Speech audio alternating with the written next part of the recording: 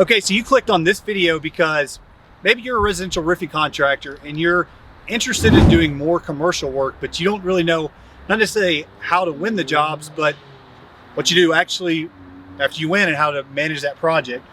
Well, I'm here with Chase Barron. He's the co-owner of Skyyguard, and Chase is going to go over with us exactly what he's experienced doing his first big project. And guys, if you can't tell, this is a pretty big deal. So Chase, tell us a little bit about this project.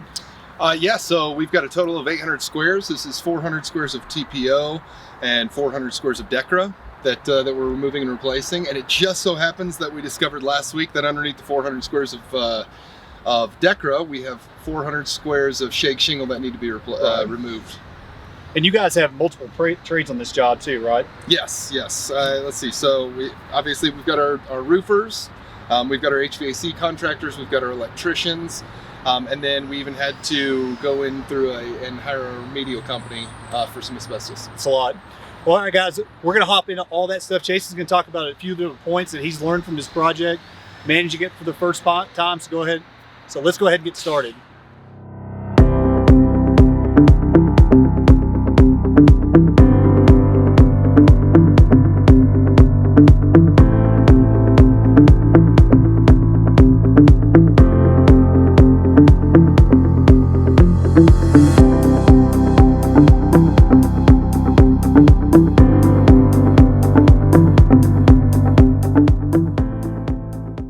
Okay, if you're one of our loyal subscribers, thanks for coming back and watching another video. Guys, if you're new to our channel, I just want to tell you a little bit about myself real quick before getting the video. My name's Blenkinsopp. I'm a U.S. military veteran. I'm a licensed general contractor and roofing contractor in over 9 states. We've done projects from Billy up the street all the way through the U.S. government. And again, I'm here with my buddy, Chase Barron. Chase and I actually served in the Navy together, so we were really excited about making some of these videos together. So let's go ahead and get started. All right, so we're gonna get into the meat and potatoes of the video here. And so Chase is gonna tell us just a quick story about actually how he won the project, because I think it's important about the video. And then Chase, what do you think is like maybe 3 points that has been a challenge for you managing a project this size for your first time? Okay, so to start off with initially what you said, the way that we earned the project was we ended up building a lot of rapport with the church and the church board members. But initially we were actually called out here to inspect, they had some gutter issues going on. Yep. We'd already had a name and a presence built up specifically in this city. And so the church board members picked up the phone, they called us over at Skyyguard. We came out and inspected their gutters. Yep. During the inspection of the gutters, that's actually what showed us that they had some storm damage from a previous storm here in Denver. So we let them know that, even though they were wanting to get their gutters replaced, it wasn't something that they should actually be paying for out of pocket. Right. That there was some damage caused by a covered peril under their insurance policy, and that they should actually be filing a claim. Right. So, but this lead literally came from, they called you from like a pay-per-click lead about gutters, right? Yep. Started off as a pay-per-click lead on gutters. We came out here, did the inspection for them. Yep.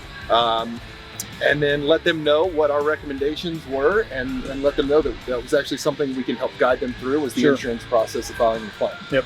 They went ahead and we filed the claim with them. We signed a contingency agreement that specifically stated that we'd be doing the work if the claim ended up being valid, Yep. being awarded. And 2 years later, we actually started doing work. Yeah, so I knew you've been working on this project for a long time. So 2 years, Chase and his partner Sean just being patient on this project. Yeah. So again, what are maybe the 3 things that you think that you've really taken from this that you maybe didn't know before that have been challenges for you? Well, we were fortunate enough, with this being an insurance claim. Yep. That cash flow hasn't been as big of an issue. Okay. As it is on other cash bid jobs. Yep. But cash flow is definitely important. Okay. Number 2, I'd have to say scheduling. Okay. So scheduling. Yes. With there being multiple trades, Mm-hmm. there's a lot of people that are working around one another. Okay. And so we just want to make sure that everyone's on the same page, and that everybody specifically knows where they're supposed to be on what day. Okay. And then on the 3rd one, also dealing with other trades. There are people that come out to your job, being a general contractor. Right. they don't work for your company. Sure. But when it's your name that's on the permit, when it's your name that's on the line, Yep. You know, then unfortunately you have to set the tone. Sure. For safety. You know, how important is safety to the job? You know, how important is the quality of work? Mm-hmm. You set the tone and you set the standard for the other subcontractors that are coming in. Well, good. Well, so we'll base the rest of this video. So we're going to break down each of the three different subjects Chase is talking about. So we'll talk about cash flow, we'll talk about scheduling, and then we'll talk about managing multiple trades at once. Let's go. All right. All right, so one of the things I know that I always deal with, and you talk about cash flow, I'm so glad you brought it up in this video, is, and part of the reason we switched over to doing federal government work is when you do private commercial work, a lot of times you're expected to pay for a lot of stuff up front. And not only that, it puts you in a bad financial position because a lot of times you're still waiting to get paid. How did you guys, you said cash flow was one of the big things on this project. How are you guys able to overcome that on this job? So really we were fortunate enough that, you know, the ACV check that initially came in Yep. Was large enough to cover a large portion of the job. But, you know, we all know those roofing contractors that as soon as they get a large check, they look for ways to spend it. So let me get straight though. You guys were able to collect money before even starting the job. Yeah, absolutely. So you collected the entire ACV check that came in? Yes, the entire ACV check that came in ended up being about 50% of the job cost up front. And then we were just able to, you know, the subcontractors that we've worked with them before. Sure. And so we've got good working relationships with them already. We have that trust already established. Right. But it's important that they know that when we say we're going to pay them on a certain day and Yep. we're paying them in increments, that we pay them on that day. Yep. And that if there are any issues, we're upfront with them about it. But it's all about mitigating risk. Yeah, absolutely. And just making sure that you have the right amount of cash on hand to do the job. And that you or your subcontractors aren't taking on too much risk and end up shooting yourself in the foot. So what you're saying basically is if you're giving other advice to other contractors out there and they're going to do a large project like this, is either you have to have a line of credit in place to be able to start the job. Absolutely. With obviously a ton of contracts in place. And then also if you should try to get as much money as possible up front before you even start. Yeah, of course. I mean, as much money as you can to get the job done, it always helps, but you know, not too many people are going to be that trusting. Yeah, no, I think it's awesome. Well, so that's our section on cash flow with Chase, and I think he brings up some awesome points. Okay, so guys, if you can see, this is a big job. I mean, there's you know, there's deck they're replacing. They found that they've got the wood shakes underneath the decker. They're gonna have to be taken apart. And you guys say that there's EPDM underneath the TPO here too, Yeah, right? yeah. There's also EPDM. So they've got 2 layers of flat roofing they've got to remove on this project. I mean, a lot's going on, man. So with our next point talking about scheduling, how have you felt like? I know that obviously it's just a bigger project, but how do you feel like scheduling really applies to a job like this? Well, so you have, for instance, with our HVAC contractors working with our roofing contractors. Yep. We had to make sure everything was done to code. Yep. So they have a lot of condensing units, a lot of vents that are up here. Right. And for Denver, the city code requires curbs to be built for condensing units up to 8 inches or at a minimum of 8 inches. And you also have to have inspections while you're building the roof on Yep, this, absolutely. right? So that's very important when you're dealing with the building department too, right? Is to make Yep. sure that you guys are ready for them to come out, because if you call them out too early, then they can give us a fine. They can give us a little red mark for just not kind of towing the line. And you don't deal with that a lot on the residential side, but not to this level, right? Right. So it's a big deal, and then of course, I guess your materials too, on making sure that you're getting all the right materials out with your subs and stuff. It's man, it is a lot. Yep. Porta-johns on location, materials showing up late. It's a regular thing. So you just have to make sure that you're looking forward at possible issues that are going to come up, and especially being in Denver, our weather here Right. changes at the drop of a hat. Yep.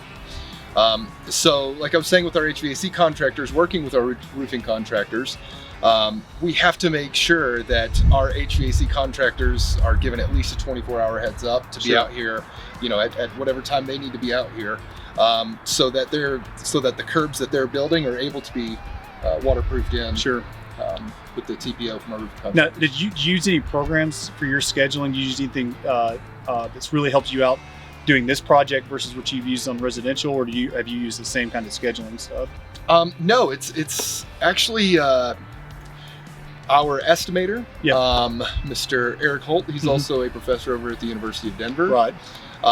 He actually handles all of our scheduling. So the scheduling that he comes up with, I actually don't know the program that he specifically uses.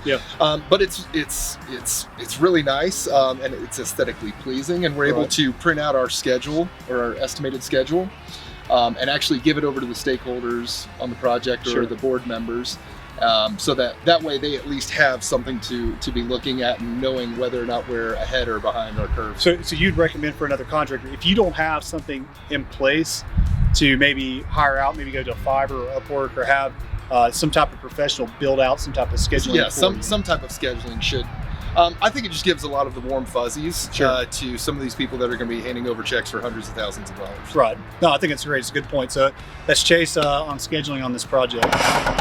Okay, so the last thing that we were going to talk about really is just managing different subcontractors that are on site. Now, I've got experience, a lot of our federal jobs, not only do we have to worry about if we have different trades that are actually involved in our project, but the government will have multiple trades going on. We may be doing a roofing job, but they're doing a new paving project.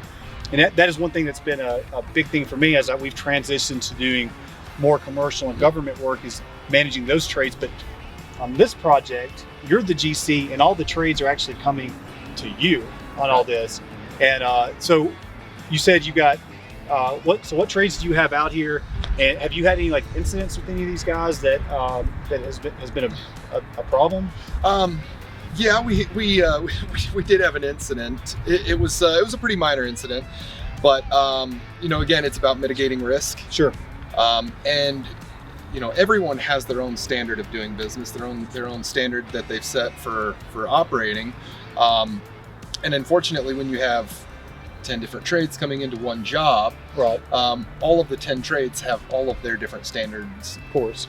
And so they may exceed yours, they may not meet your standards, but you should never let your subcontractors specifically dictate the standard of the job. Right. That makes sense. Yeah. Right. Like I said earlier, if there's some safety mishap or something, and OSHA ends up sending us a fine, that fine's not going to the HVAC contractor. Right. That's going to be going to us. We're going to be the ones held responsible for it. So we are the ones that set the standard of how to operate. And unfortunately, we have had an incident where we've had to tell people that they can't come back to the project. So what specifically happened? I mean, you don't have to tell all the details, but what was it? What happened to you that said, man, I want to kick this guy completely off the job location? What happened? Right.